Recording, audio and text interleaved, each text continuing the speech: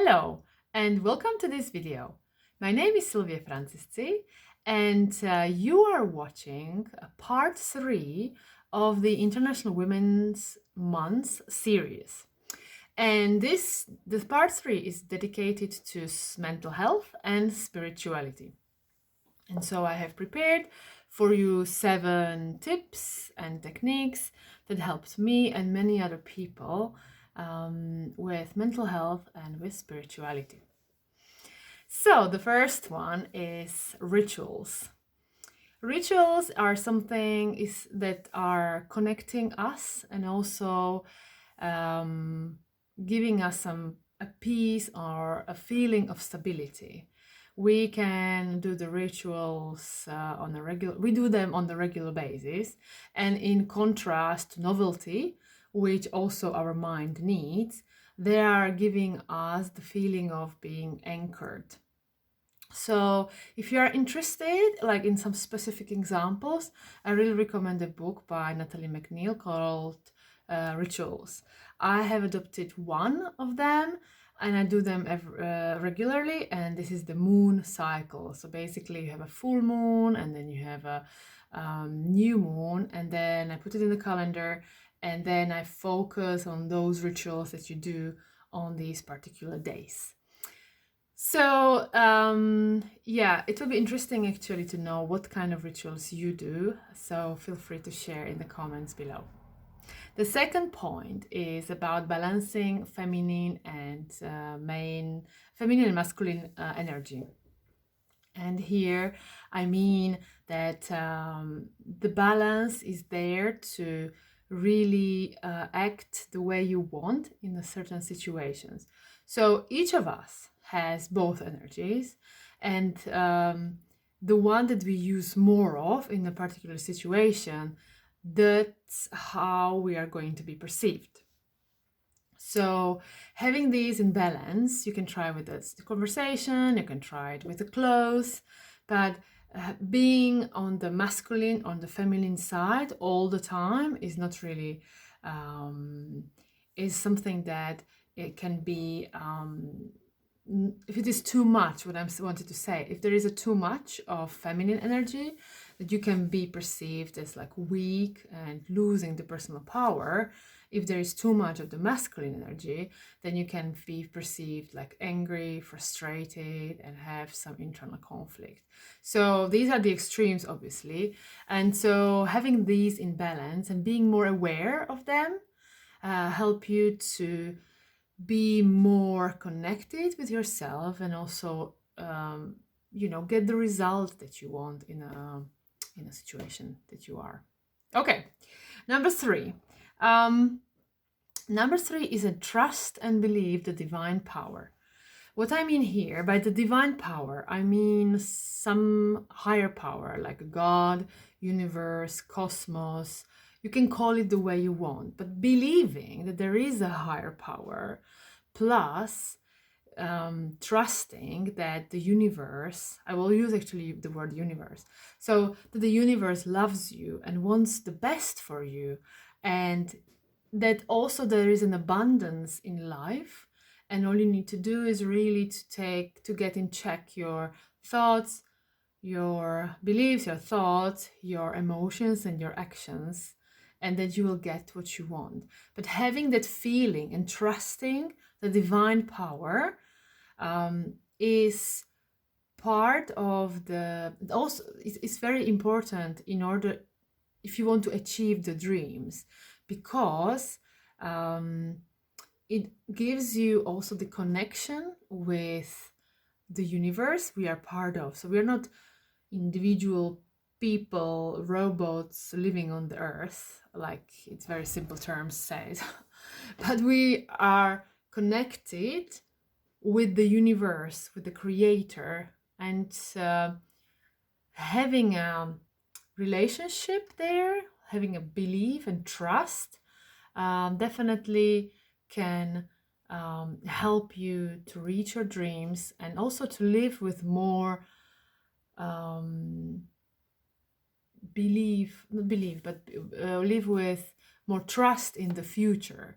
so makes you more certain about the future, or makes you more hopeful. Oh, maybe this way, yeah, makes you more hopeful about the future.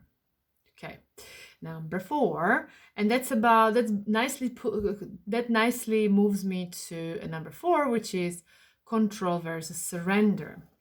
So especially women, we have a tendency, and we like to control. I like to control too, so I'm not an exception. To control what's going on, the events that are there at work, in our relationship, and we like to, lead and, be having the control. So what I have to learn is really to do my best, to take the best action, to put the resources there, and then surrender. It's like learning for the test, right? So you learn, you study, you talk, you basically invest the time, and then you go for the test. You don't know what's going to happen. You don't know what kind of questions you're going to get, but you have a feeling that you did the best. And I think in terms of spirituality, and also with relation to the mental health and well-being, having that feeling of surrender at certain point, like we did our best and now surrender, it's important in order to have harmony and balance in your life, and also that you are saving time, by controlling everything. First of all, you can't control everything, and second of all, like, this time can be spent basically much better. Right, we have 3 more. So the first one is about using reminders to reconnect with yourself and with others. So I've talked about this a lot in my previous blog posts and videos, that it's important really to connect with yourself daily. So you can do it through breathing, exercising, journaling, and what is obviously the reminder type of form is having like different cards with motivation sentences, with affirmations, with you can have like a post-it notes, you can have it on the phone. It really depends on the form that you prefer, but basically working on a daily basis and reconnecting with yourself through these reminders help you also to reconnect with your goals and dreams that you want to achieve in the long term. And with others here, what I mean is, for example, having a regular calls with people, or meetings, or scheduling dedicated time with someone else. I mean, obviously these days when we communicate mostly using the technology, we can't do more or we are limited by the different factors, but in general, like, having the real connection is much better for you and as a human being than using a technology to do that, because you can be in a flow, you can feel the energy, you connect on a much deeper level, and basically you feel much more connected and feel more that you belong, and more joy, more happiness come in your life then. Right, number 6 is, yes, this is good. This is about looking at your past, present, and future with someone else. And here I wanted to focus on the coaching and on the therapy. So based on my personal experience, having the therapy helped me to go through the past moments that, even though they happened many years ago, I don't have to deal with them now, and help me to close them, really to open up about them. First of all, because you have a third person, right? You're not talking about your family member or your partner or your friend. So you really have a trusted and open environment where you can share your feelings and your emotions. And basically, excuse me, here with you're dealing with the past is very important, because otherwise the past keeps popping up in the present, right? The thoughts comes back, the thoughts come back, the situations turn up, at the moments that we really don't want them to arrive. And I think it also helped me really, the therapy, to heal the past, to heal the wounds, forgive people, and then move on. Really move on, because life is short. You are here to live it fully. You are here to live it with joy and serve other people. And so having the heavy backpack full of stones in terms of your past conflicts, situations, issues, guilt, shame is not going to help you, on your way to success. So that's the first part. So having the therapy. And the second part, obviously, then you move to the present, which is about coaching. So present and future is coaching. And that's really important, because there is only some things that you can do on your own. And you need, first of all, the social accountability. Second of all, someone else to give you the space that you can process your thoughts, and that someone who will professionally help you to get where you want, and you get from basically from the A point where you are now to the point B, and remove those blocks, remove those negative beliefs, and deal with focusing on the past, present, and future with someone else will, at the end of the day, help you to be more open to new possibilities and really embrace the day. Look forward to every day, because there is something always to look forward to, right?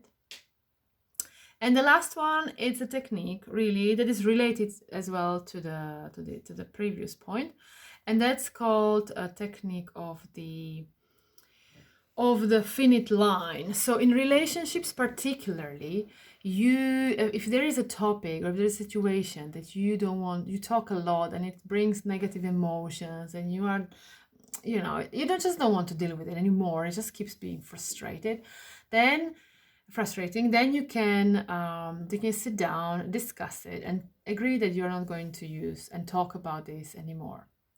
And this is important because it will again give you the space in your mind to focus on other things, or you don't have to talk about it or do with it again. So obviously, if you want to do it on your own, then you need to start journaling, and then you need to promise yourself, you can even write an agreement between you and yourself, that you are not going to talk about this topic again, and move on. It's amazing how much space you get and how much joy and lightness you get when you deal with the past, so I really I hope so. That's it for today. Thank you very much for watching. If there is anything that you want to learn more about, and I can encourage you to send me the comments, to write them below. If there's any ritual or anything that you'd like to share with the community also, please comment on below or send me a message, and I can take it as a next part. We can have a separate video or blog post about the rituals. So thank you very much for your time. Have a lovely evening, and I'll speak to you next week. We are going to talk about the last part of the International Women's Month. And this one is going to be dedicated to love. Love we have already. It's going to be dedicated to money, to work, and to learning. So something that especially women got really late in terms of the history, and having a managerial positions was something that hasn't been very popular many years ago. So we're going to focus on how to deal with the connection of money, learning, and work. Right, thank you very much for your time, and I'll speak to you soon. Bye.